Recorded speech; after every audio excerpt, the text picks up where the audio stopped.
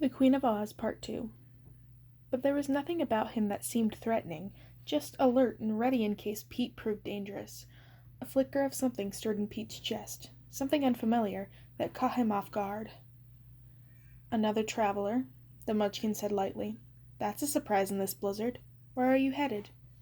"I live here," Pete said, jumping to his feet. "I mean, not in the caves. I live nearby." Suddenly he was anxious to impress this stranger. "I wander around in the mountains all the time," he said. "I don't mind the weather."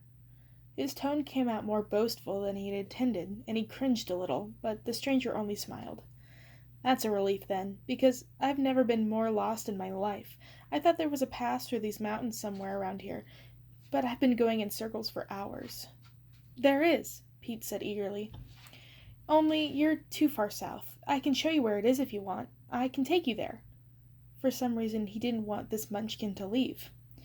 The Munchkin smiled and moved his hand from the hilt of his knife. "That would be amazing. But would you mind if I—" He gave the fire a significant look. "Of course," Pete said, flushing with embarrassment. What an idiot he was being. Of course the stranger would want to rest. It was freezing outside, not to mention pitch black. Pete could find the pass with no trouble, but if the Munchkin had been lost in the storm for this long, he had to be exhausted. "Please sit down. I can make you something to eat, or hot tea.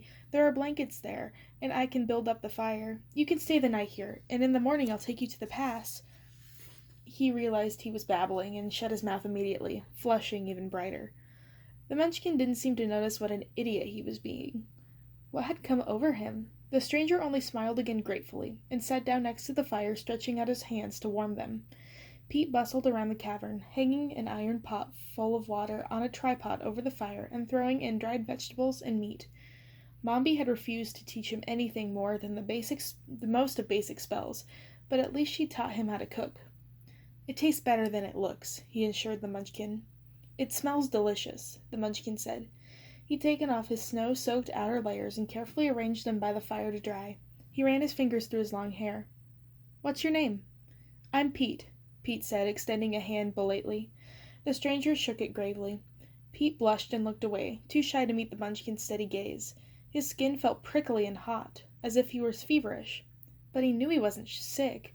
It was as if just being around the Munchkin was making him burn up. What are you doing in these mountains?" "I'm Jasper," he said. "And to answer your question, Heartbreak, what else would drive a man into these parts? I'm traveling until I stop seeing him everywhere I look." "Heartbreak," Pete said, the word out loud, and let it sink in.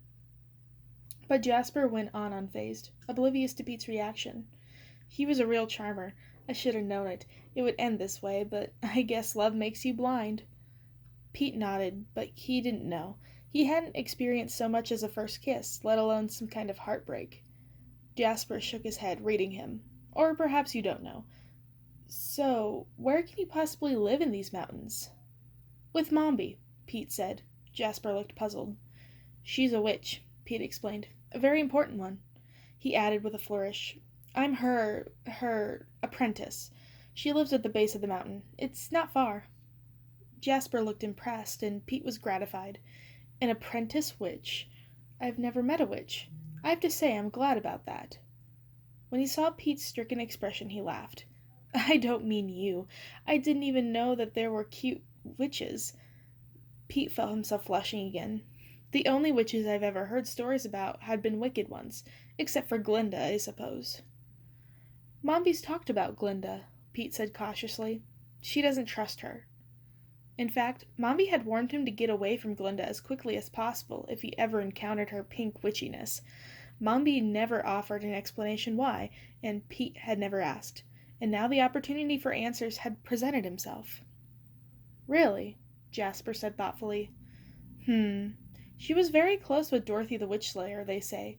She's quite powerful herself, but I don't know if she's the best." The Munchkin trailed off and glanced at Pete, something in his eyes suggesting that he thought she'd said too much. "She's quite powerful," he added again. It was clearly not what he'd originally been about to say. "Dorothy?"